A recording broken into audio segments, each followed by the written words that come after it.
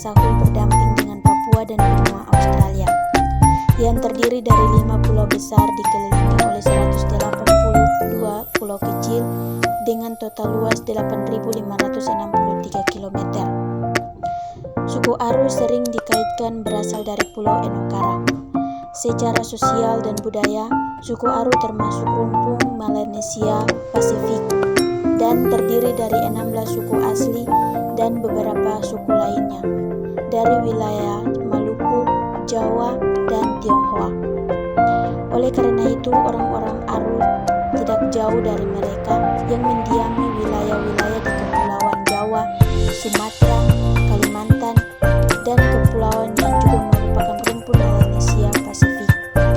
Suku Aru tercatat memiliki beberapa bahasa sebagai alat berkomunikasi mereka, yaitu bahasa Barakai, Batulei, Karei, Toba, Tampani, Lola, Lorang, Manumbai, Mariri, Tarangan, dan Ujar.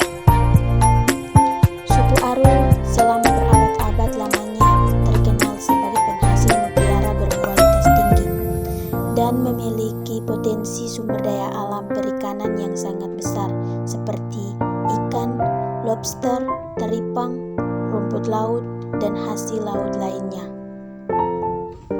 Rumah adat suku Aru disebut salibir. Dalam bahasa Indonesianya rumah panggung atau tiang empat. Yang berikut ada 6 makanan khas Kepulauan Aru. Yang pertama, cemilan halua kenari.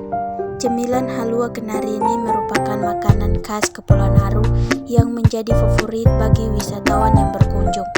Makanan yang terbuat dari kacang kenari dan mirip dengan makanan khas Jawa, yaitu enting.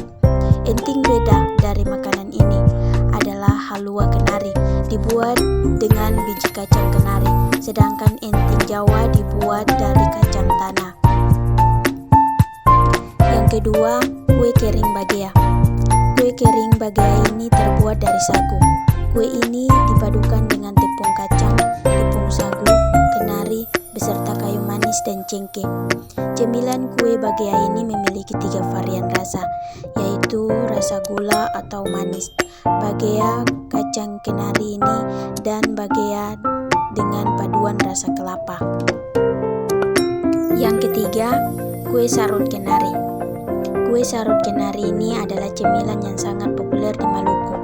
Bahan dan alat pembuatan kue ini sangat sederhana dan mudah. Selain itu, pembuatan kue sarut kenari ini juga menggunakan cara tradisional.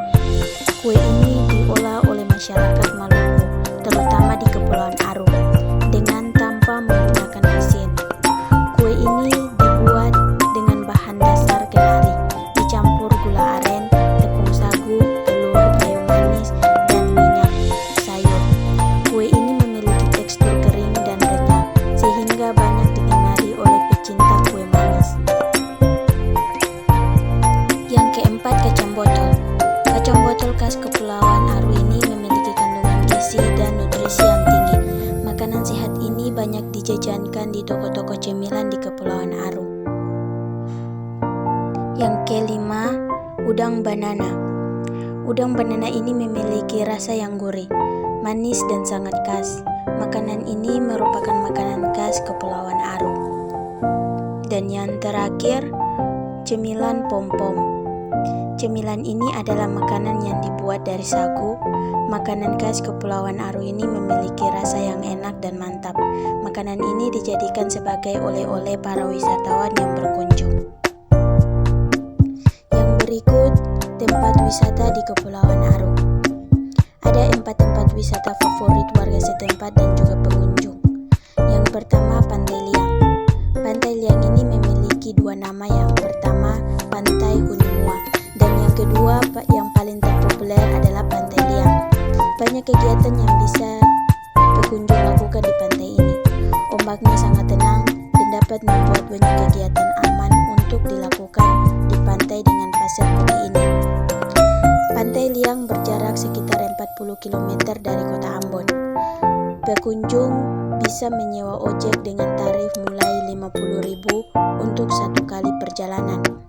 Pengunjung dan rombongan juga bisa menyewa kendaraan umum agar lebih luas dengan merogoh Gojek sekitar 20.000 dengan kapasitas 10 orang.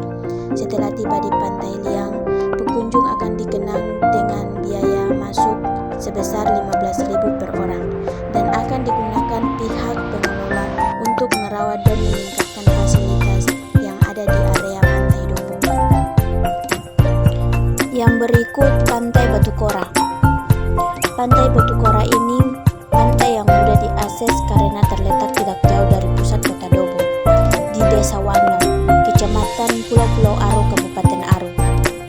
Pemandangan alami adalah alasan utama pengunjung dan juga warga setempat suka untuk menghabiskan waktu di sini. Pantai Kora ini terbilang ramai dengan warga setempat berjualan bermacam dagangan dengan harga relatif murah. Sunset pantai ini pun sangatlah cantik, tambah dengan pemandangan pada tengah laut terlihat ada yang terpecah dan membentuk 3 bagian batu. Batu tersebut mengandung makna.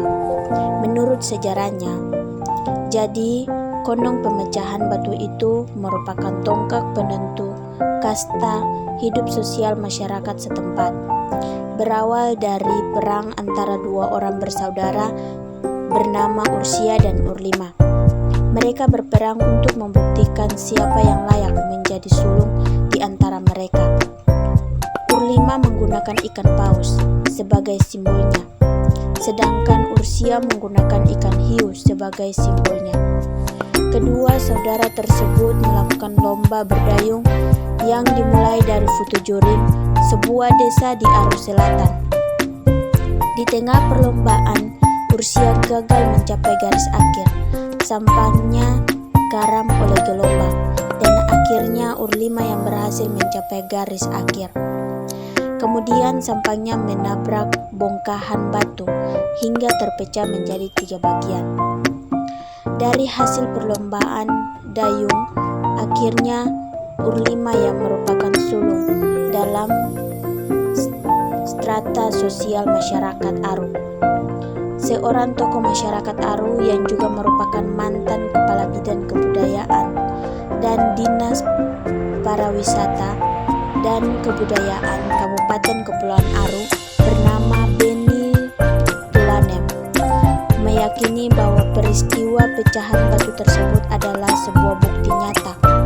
Hal ini dipercaya warga setempat dan diperkuat dengan adanya seekor paus yang terdampar setiap tahunnya pada rentang waktu bulan Januari hingga bulan April.